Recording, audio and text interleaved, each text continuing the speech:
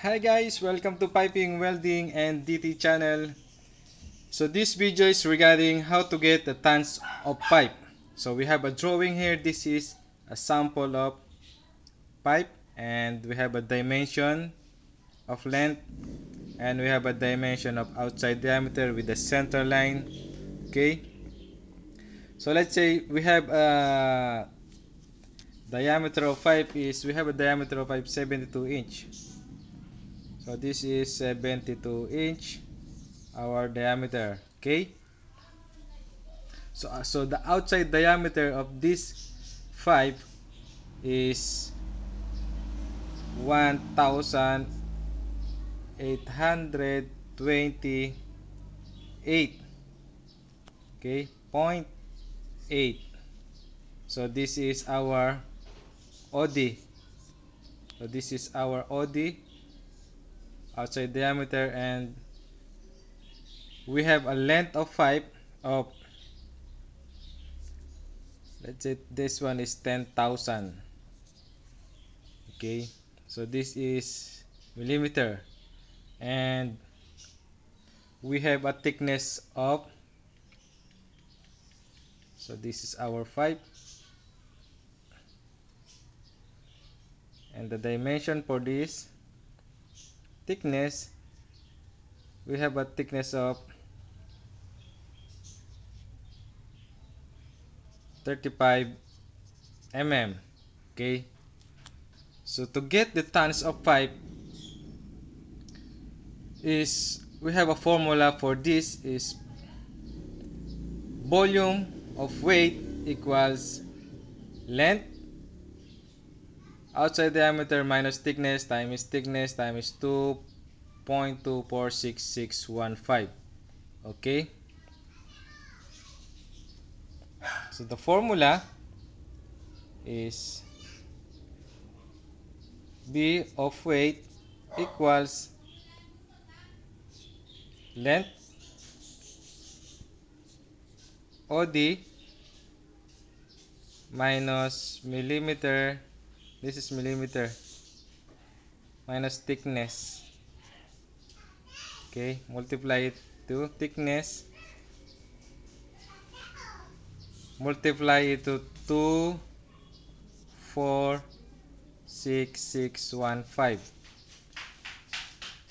So this is the formula to get the tons of pipe. Now we will compute it, this one. Okay, so multiply it the length of pipe, so 7,000, I mean this is 10,000,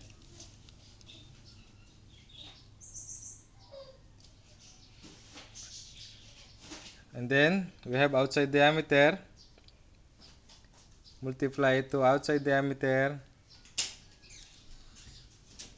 is, outside diameter is 1 8 2 8.8. Okay, this outside diameter minus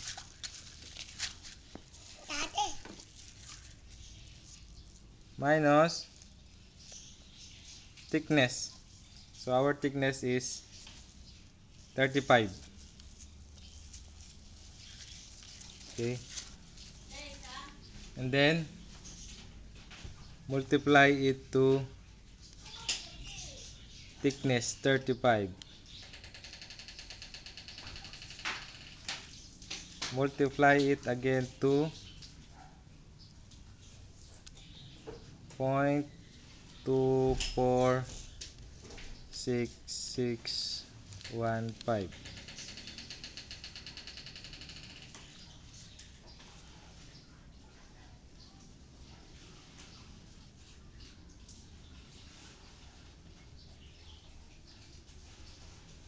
So this is the answer for tons of pipe.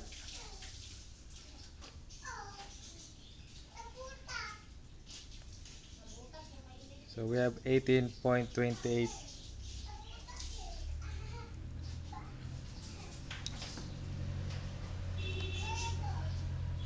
this is the answer for the tons of pipe.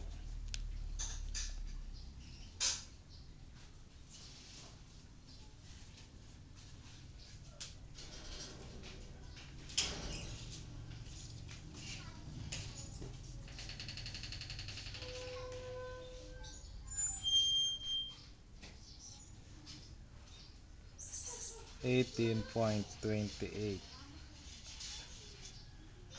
So this is tons, okay? So we have 18.28,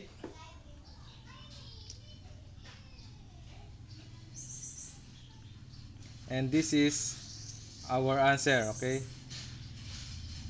So this is a very easy way, and this is a very useful to find the volume of pipe.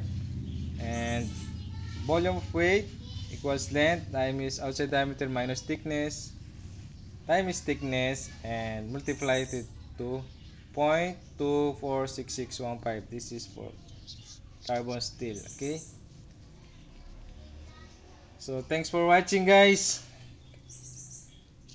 and have a nice day. Bye bye.